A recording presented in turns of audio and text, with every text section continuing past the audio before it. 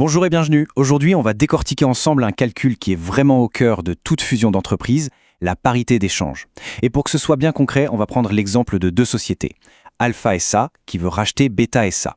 La grande question, c'est comment on s'assure que l'échange est équitable pour tout le monde. C'est exactement ce qu'on va voir. Alors, voilà le cœur du problème. Quand une entreprise en achète une autre avec ses propres actions, ce n'est pas comme si elle sortait un chéquier, hein. Non, il faut déterminer très précisément combien de ces actions valent une action de l'entreprise qu'elle achète. C'est vraiment la question essentielle et la réponse, c'est ce fameux calcul de parité d'échange. Pour le dire simplement, la parité d'échange, c'est le ratio qui nous dit, pour une action de la société cible, combien d'actions de l'acquéreur va-t-on recevoir. C'est la garantie que ce qu'apportent les actionnaires de la société absorbée est récompensé à sa juste valeur. Et le mot-clé ici, c'est valeur réelle. Parce que, comme on va le voir, la valeur qui est juste dans les livres, ça ne suffit pas toujours.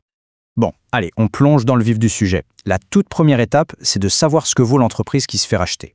On va donc commencer par regarder de très près la société Beta SA. On part des bases, la valeur mathématique nette comptable, ou VMNC. En gros, c'est la valeur de l'entreprise telle qu'elle apparaît dans ses comptes. C'est assez simple, on additionne le capital social, les réserves et le résultat.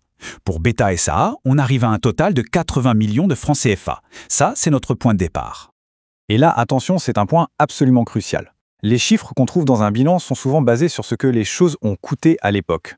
Mais un immeuble, une marque, un brevet, tout ça peut valoir beaucoup plus sur le marché aujourd'hui. Donc pour que la fusion soit juste, il faut absolument ajuster ces chiffres pour coller à la réalité économique.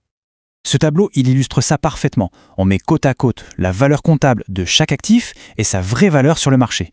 Et qu'est-ce qu'on voit? Les actifs incorporels de Beta, comme sa marque par exemple, valent en fait 15 millions de plus. Ces actifs corporels, 20 millions de plus. Et même les stocks ont pris de la valeur. Au total, Beta SA a une valeur cachée, une plus-value de 38 millions de francs CFA. La formule pour trouver la vraie valeur de l'entreprise, ce qu'on appelle la valeur mathématique intrinsèque ou VMI, est donc toute simple. On prend la valeur comptable qu'on avait au début, les 80 millions, et on lui ajoute ces 38 millions de plus-value. Et voilà, ça nous donne la véritable valeur de Beta SA, 118 millions de francs CFA. C'est sur ce chiffre-là, et pas sur les 80 millions de départ, qu'on va baser notre calcul. C'est la valeur réelle que Beta SA apporte dans la corbeille de la mariée, si on veut. Ok, maintenant qu'on a la valeur globale de l'entreprise, il faut ramener ça à l'échelle d'une seule action. Pour faire ça, rien de plus simple. On divise cette valeur totale par le nombre d'actions qui existent, et pour Beta, il y en a 3000. Et le résultat est là. Chaque action de Beta SA a une valeur intrinsèque de 39 333,33 francs CFA. Ce chiffre, il faut bien le garder dans un coin de sa tête. C'est la première moitié de notre équation. Parfait. Maintenant, passons de l'autre côté de la barrière. Pour savoir combien d'actions on doit donner en échange, il faut d'abord connaître la valeur de ses propres actions. Il est donc temps de s'intéresser à l'acquéreur, Alpha SA.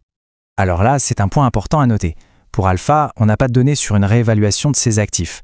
Dans ce genre de cas, la pratique courante, c'est de considérer que sa valeur comptable est une assez bonne estimation de sa valeur réelle. C'est une hypothèse de travail, mais il faut s'en souvenir. On applique donc la même méthode que pour Beta, mais sans l'étape d'ajustement cette fois. On additionne son capital, ses réserves, son résultat, et on obtient une valeur totale pour Alpha SA de 250 millions de francs CFA. Et comme pour Beta, on divise cette valeur totale par le nombre d'actions d'Alpha, qui est de 10 000. On trouve donc une valeur de 25 000 francs CFA par action Alpha. Ça y est, on a la deuxième pièce maîtresse de notre puzzle. On y est presque. On a la valeur par action de Beta, on a la valeur par action d'Alpha. Il est temps de mettre tout ça ensemble pour calculer enfin le fameux ratio qui va sceller l'accord. Quand on les met l'une à côté de l'autre comme ça, c'est très parlant. On voit tout de suite qu'une action de Beta a plus de valeur intrinsèque qu'une action d'Alpha. C'est donc tout à fait logique que les actionnaires de Beta reçoivent plus d'une action Alpha en échange de la leur. Mais combien exactement? La formule est d'une logique implacable. On divise la valeur de ce qu'on apporte, c'est-à-dire une action Beta, par la valeur de ce qu'on va recevoir en échange des actions Alpha. C'est le principe même d'un échange équitable. Le résultat final tombe 1,5733. Voilà notre parité d'échange. C'est ce chiffre, ce nombre magique, qui va dicter toutes les conditions financières de la fusion. Bon, un chiffre, c'est bien, mais ça reste un peu abstrait. Concrètement, qu'est-ce qu'il veut dire ce 1,573 centimes pour les actionnaires et pour les entreprises? C'est ce qu'on va décrypter maintenant. Voilà, c'est aussi simple que ça. Ça veut dire que si quelqu'un possédait, disons, 100 actions de Beta, après la fusion, il se retrouvera avec 157,33 actions de la nouvelle grande société Alpha. La valeur de son investissement est donc bien préservée. Le processus pour l'actionnaire individuel est donc transparent Il n'y a rien à faire de particulier, juste constater que ces actions bêta se sont transformées en un plus grand nombre d'actions alpha en suivant le ratio qu'on vient de calculer. Maintenant, il faut voir plus grand. Si chaque action de bêta a été changée de cette manière, quel est l'impact total pour alpha? Combien d'actions nouvelles la société va-t-elle devoir créer pour absorber complètement bêta? Et voici la réponse finale. Pour mettre la main sur la totalité des 3000 actions de bêta, alpha devrait émettre 4720 nouvelles actions. C'est le résultat bien concret de notre calcul. On voit que cette méthode rigoureuse, basée sur la valeur réelle, c'est vraiment le pilier qui assure qu'une fusion n'est pas juste une bonne idée stratégique, mais aussi une opération financièrement juste pour tous les partis. Et ça soulève une dernière question intéressante. Comment ces nouvelles actions vont-elles affecter le pouvoir des actionnaires qui étaient déjà là chez Alpha? Ah, ça, c'est une autre histoire.